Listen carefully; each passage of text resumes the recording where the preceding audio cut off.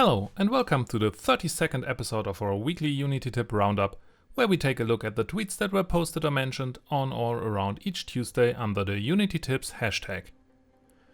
This week you may have already noticed that we have another change of voice. This is because we are still working on the workflow of our videos and are testing out different things. And this week I have the honor to again voice an episode. Oh, and please watch this episode to the end, as we will have some information about next week's episode and our booth at the Gamescom for you. In this episode we gathered 5 of the tweets that were posted, shared or retweeted around 16th of August 2022.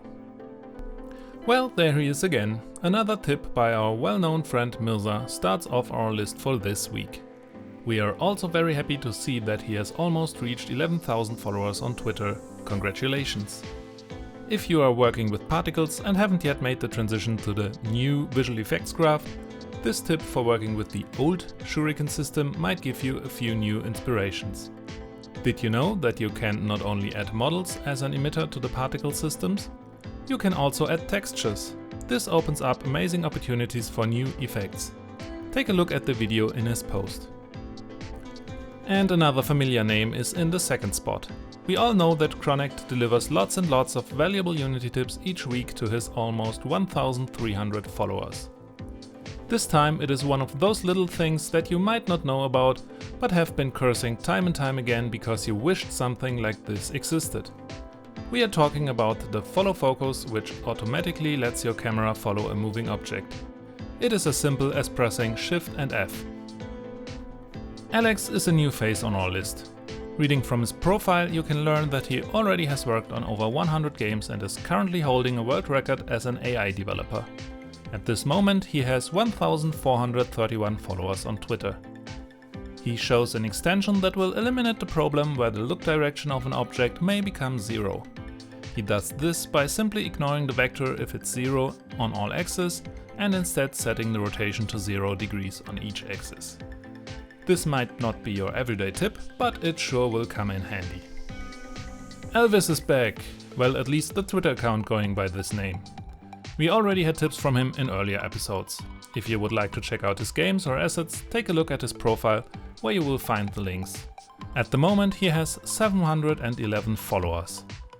If you are working on a larger project, you might find yourself assembling the same things over and over, wishing it was easier. Maybe his tip will help you a little bit.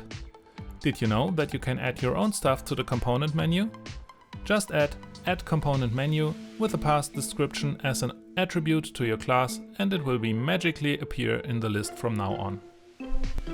And here we have another new face. Simon is an indie developer and best-selling author. He also is the head of Zenith Moon Studios and has 1,894 followers on Twitter. His entry is more a warning than a tip, but it might avoid some head scratching on your bug hunts. He's talking about precision problems when using Playerprefs on different platforms. Apparently, not all platforms yield the same float precision errors, and values which are expected to be round numbers may accidentally be slightly off. Definitely something to keep in mind. And what would an episode be without our little addition at the end? Well, let's better not find out. For this week we tried to give you an overview how you can add your own packages to your Unity project. This is definitely a structural improvement if you struggle to keep your projects in order, which need to rely on a common code base. Please also take a look at the discussion below the post for additional information. And we reached the end of our list. Isn't it amazing that we already finished 32 episodes in this series? This means at least 160 precious Unity tips for you to learn something new. And as always, this is not our own achievement, we are just collecting them. It is the community behind it that posts Unity tips week after week without ever asking for something in return. All of those creators do this for free and are a valuable part of the community. So please take some of your time and visit them on Twitter. Maybe leave a like and a follow here and there. Every type of appreciation will show them that it's worth it to keep the community alive. And once you're all exhausted from spreading your love on Twitter, how about some relaxing with all the other episodes in our series? Did we ever mention that we also have a channel where you can find them?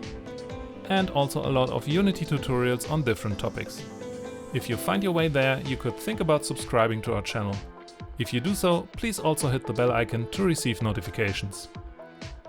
Usually this would be the end, but we have some announcements to make. First, we will unfortunately not be able to post an episode next week. This is only because we will be at the Gamescom. And if you are there too, you can visit us at our own little booth in Hall 10.2 at the booth of the GameUp organization. If you find us, definitely ask for some Unity tips. We might have a nice little surprise for you. And that's it for this week. We hope to see you all at Gamescom. For any questions, recommendations or requests, please use the comment section. Thank you for your time and see you next week.